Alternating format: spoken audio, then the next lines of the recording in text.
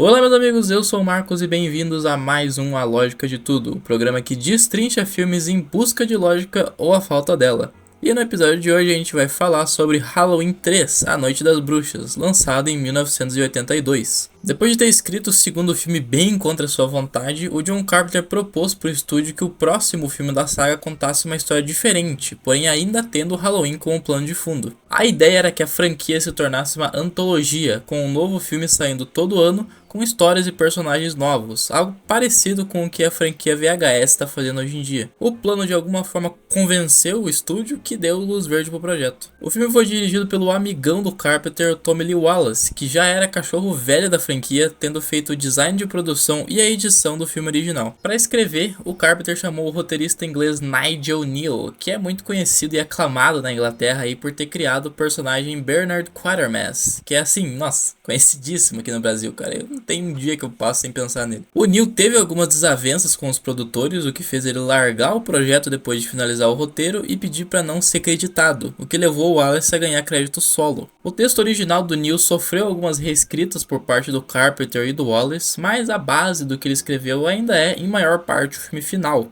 E o que ele escreveu exatamente? Bom, para já tirar o elefante da sala, não tem Michael Myers. The decision not to use the Michael Myers character was stupid. It was really ill-advised.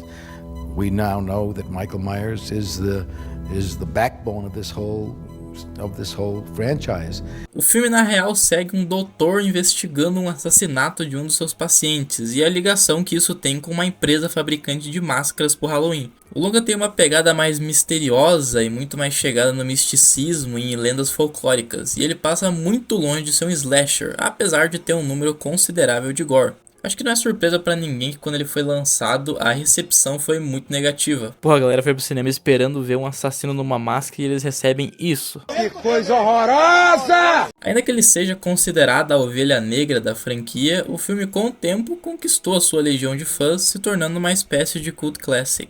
Eu acho que o filme tem uma boa premissa, com elementos bem interessantes do sci-fi e do horror. O problema é que ele faz algumas escolhas que, porra, só fazem ele ser um filme muito estranho. O ritmo é bem divertido, sim, nunca pendendo para um terror extremo, mas também não deixando de lado um humor ácido. A única coisa que tira um pouco do filme pra mim é a sequência final, mas ao decorrer do vídeo a gente vai entender o porquê. Então agora vamos ver o quão ilógico esse filme consegue ser. O cara rimou. Halloween 3 começa com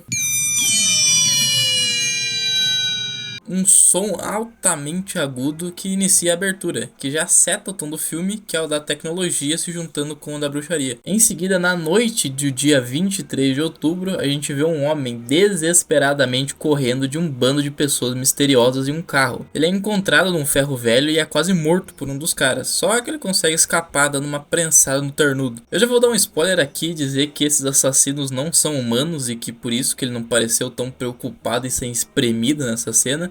Porém, como a gente vai ver em seguida, a missão de matar esse velho é muito importante para eles e pro andar da trama do filme no geral. Então ele só se deixar morrer aqui não faz muito sentido. Logo essa cena vai perder 2 pontos. Corta para 1 hora depois, o velho consegue pedir ajuda num posto. E enquanto ele é levado pro hospital, a gente vê que ele segura uma máscara de abóbora, como se fosse a mãe dele. E isso é bem estranho. Ao mesmo tempo a gente conhece o Dr. Dan Chalice, que está visitando a ex-esposa e os filhos, que não parece muito interessado no que o pai trouxe de presente. Elas querem mesmo é saber dessas máscaras de Halloween iradíssimas, que são o ícone mais reconhecível do filme, estando presente em materiais promocionais e até voltando como easter eggs em filmes futuros. Bom, o doutor não consegue ficar ali por muito tempo porque ele é chamado de volta para o hospital para atender o velho do início. Chegando lá, o homem ainda segurando a máscara, ouve um comercial na TV da empresa que faz esses acessórios de Halloween, a Silver Shamrock. E depois de ouvir aquilo, ele fica possesso, falando um monte de coisa sem sentido.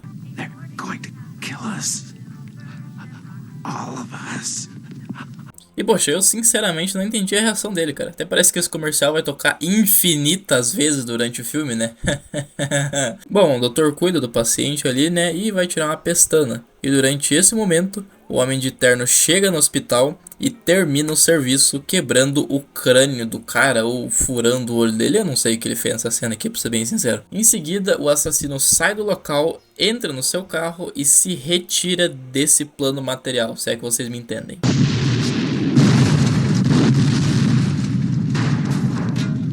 Bom, na próxima cena, o Chalice tenta se explicar pra ex dele, dizendo que ele vai atrasar pra ficar com os filhos e, né, ele não consegue. E a cara que esse bombeiro tem sobre essa situação é um colírio pros meus olhos. Olha isso. My ex-wife. Bem, eu com isso, chefe. O personagem do Don Chalice é interpretado nesse filme pelo Tom Atkins, que entrou pro filme por também ser outro amigão do John Carpenter, tendo atuado nos filmes Fuga de Nova York e A Bruma Assassina. E sempre quando perguntado sobre o sucesso que o filme teve, ou nesse caso não teve, ele sempre defende que ele serve como um filme bacana. When I saw it, I thought, well, this is it's good. It's a terrific little scary movie and in the tradition, but it died. Bom, e no geral ele também parece ser um senhor muito gente boa ainda. Depois de sair do telefone com a mulher, o doutor guarda a máscara do velho e ele reconhece que é da mesma empresa que fez a dos filhos dele, que é importantíssimo lá pro final do filme. Alguns dias depois, na sexta-feira, dia 29 de outubro, o bom doutor vai num bar para afogar as mágoas de ter perdido um paciente, eu acho. E é aqui que a gente vê a única menção aos filmes anteriores quando passa um trailer do Halloween 78 na TV. E logo depois... Come on. What's the matter? Don't you have any Halloween spirit? Não demora muito pro Chalice ser abordado ali naquele bar pela Ellie, a filha do velho doido, que assim como ele tem muitas perguntas sobre a morte misteriosa do pai. Cheio de dúvidas, os dois então se juntam e vão até a loja do pai da Ellie, loja essa que vendia máscaras da Silver Shamrock.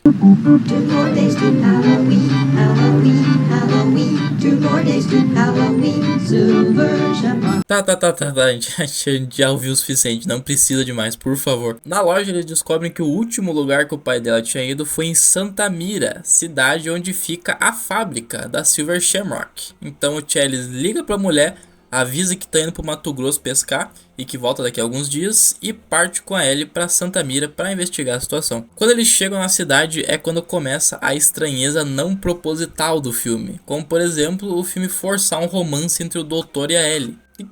Que é isso, Chalice? Cara, tem idade pra ser o pai dela, velho. Ou nesse caso o Sugar Baby dela, eu acho. Mas de qualquer jeito é estranho. Bom, à noite a cidade estranhamente entra num toque de recolher. E ao mesmo tempo que isso acontece, o Chalice vai comprar birita. E na volta pro hotel ele divide um gole com um morador de rua, que conta ali umas informações sobre a empresa Silver Shamrock e o seu CEO, Colonel Cochran. O Midingo explica que o Cochran trouxe todos os seus funcionários de fora, não empregando nenhum morador de lá. E que ele controla toda a cidade através do toque de recolher e de várias câmeras espalhadas pelo local. Bom, o bêbado prova essa segunda afirmação verdadeira, quando ele insulta o Cochran e logo depois ele é encurralado por mais homens de terno que o decapitam usando as próprias mãos. Inclusive, um dos assassinos é vivido pelo Dick Warlock, que foi o Michael no segundo filme. De volta no hotel, o Chalice e a Ellie se preparam para uma noite de muita coisa e ação e... This commercial never stops. Cara, vou ter que concordar com o cara nessa cena aqui, viu? A empresa precisa fazer marketing na própria cidade, cara. Que isso? A noite do casal é interrompida por morte. Isso porque no quarto do lado, uma moça começa a mexer ali num brochezinho que vem junto com as máscaras. E como quem procura acha, depois de enfiar um grampo de cabelo num circuito ali meio suspeito na parte de trás do broche, ela toma uma rajada de um raio meio estranho na fuça, que faz com que ela fique desbeiçada literalmente e cheio de inseto perambulando pela boca dela. Pouco tempo depois, um camburão da firma chega no local junto com o CEO em pessoa. Eles levam o corpo da mulher para a fábrica, metem ali um papinho de que vão cuidar dela e tal. E como se tudo já não tivesse muito suspeito, o Cochran, a 10 centímetros de distância do Chalice, nesse tom de voz, me lança essa pedrada. What happened? Misfire.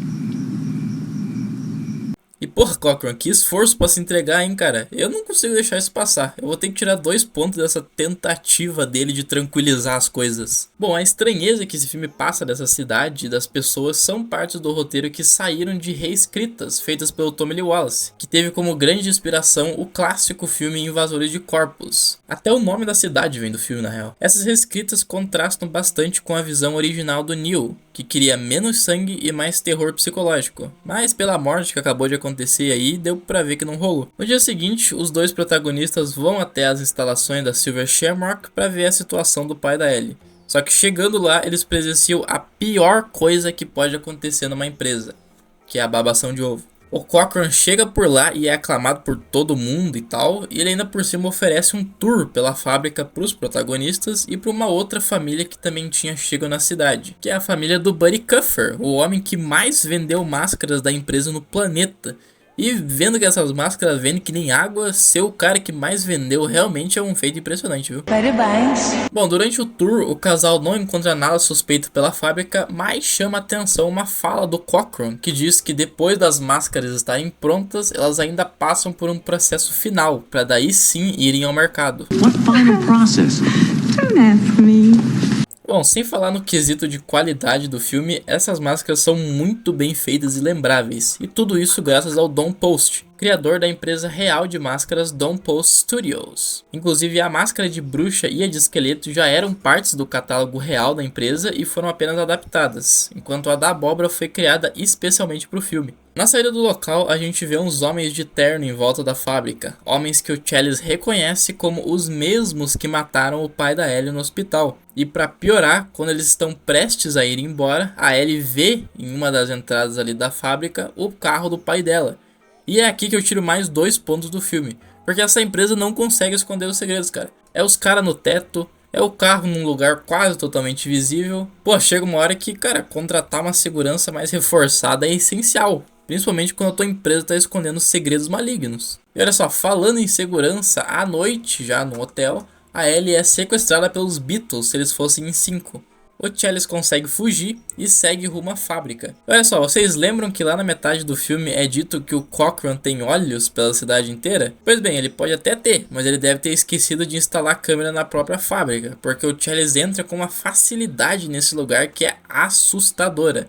Nem trava tem na janela, cara. Ele nem precisou nem arrombar pra entrar no lugar, cara. Que é isso? Dentro do lugar, o Challis é atacado por um dos ternudos. O doutor destrói o cara na porrada, literalmente. Ele abre um buraco na barriga dele.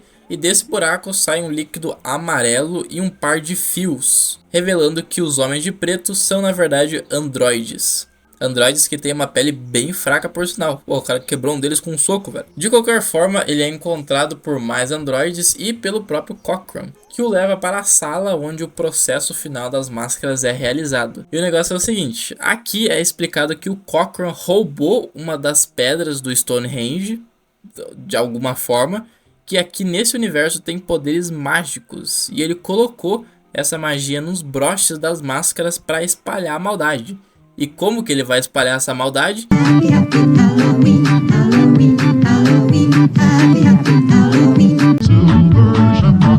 Pois é, a desgraça do comercial vai ativar os broches mágicos das máscaras das crianças que estiverem assistindo, fazendo com que a máscara se torne um bando de insetos venenosos que matem as crianças e, consequentemente, quem estiver perto.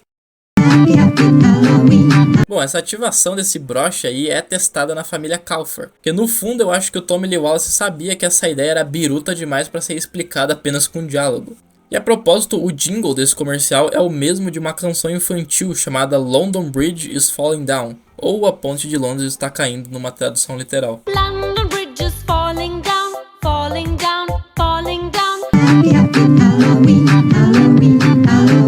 Bom, eu não achei nenhuma versão brasileira ou adaptada dessa música que fosse boa, mas ela consegue ser ouvida sendo cantarolada em Death Stranding.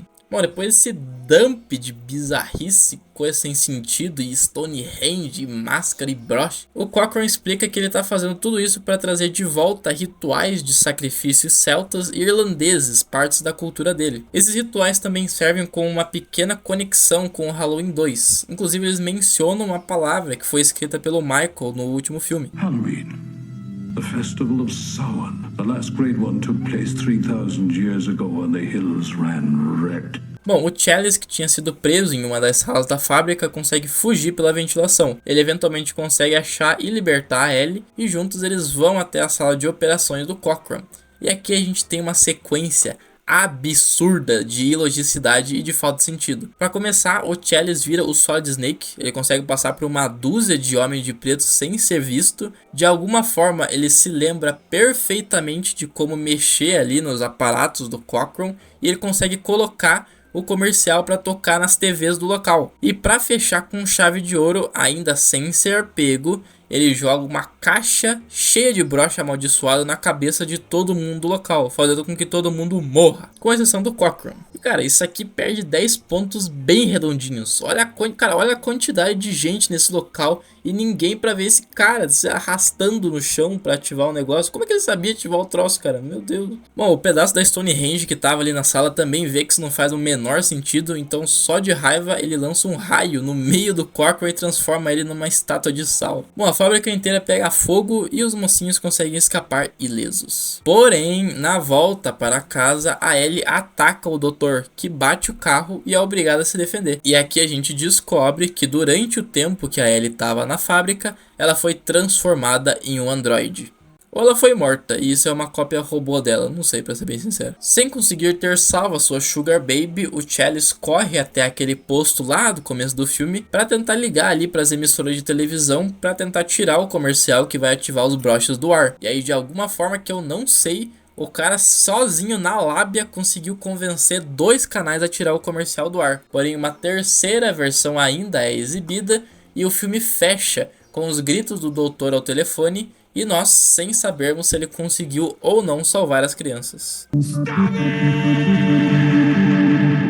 Cara, sinceramente um final bem corajoso para um filme bem mais ou menos. E agora para o sentidômetro do filme. Halloween 3 perdeu 21 pontos de lógica, de alguma forma sendo o mais lógico dessa primeira trilogia. Desses 21 pontos, 6 foram de ilogicidade simples, 5 de moderadas e 10 de extremas, fechando o balaio com 79 pontos de lógica. E foi isso, meus amigos, espero que vocês tenham gostado. Se vocês gostaram, deixem um like e compartilhem o vídeo para espalhar o trabalho aí do canal pra rapaziada. Comentem aí embaixo também sugestões para os próximos vídeos, o que vocês concordam comigo, o que vocês discordam e principalmente deixem aí outros filmes que vocês queiram ver sendo analisados aqui nesse canal. No próximo vídeo a gente vai ver o retorno do Michael para a franquia, mas também ver que ter ele no filme também não significa sucesso absoluto. Um abraço e até mais.